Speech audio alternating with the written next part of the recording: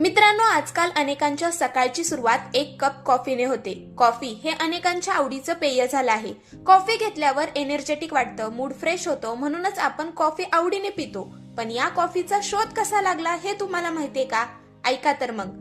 9व्या शतकात इथिओपियामध्ये काल्डी नावाचा एक मेंढीपाळ होता. एके दिवशी त्याला दिसलं की त्याच्या शेळ्या एका झाडाच्या लाल बेरीज खाऊन उत्साहानं उड्या मारतायत. मग काल्डीने स्वतः त्या बेरीज खाऊन पाहिल्या आणि त्यालाही एकदम सुपर पॉवर आल्यासारखं वाटलं.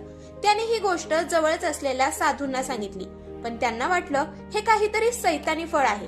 त्यांनी त्या बिया रागात आगीत फेकून दिल्या.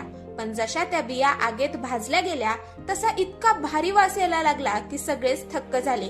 मग त्यांनी त्या भाजलेल्या बिया गोळा केल्या आणि पाण्यात उकळवल्या आणि अशा प्रकारे शोध लागला पहिल्या कॉफीचा.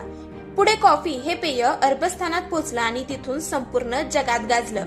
आहे की नाही इंटरेस्टिंग गोष्ट? ही गोष्ट तुम्हाला कशी वाटली हे कमेंट मध्ये सांगा आणि आपल्या चॅनलला सबस्क्राईब करा.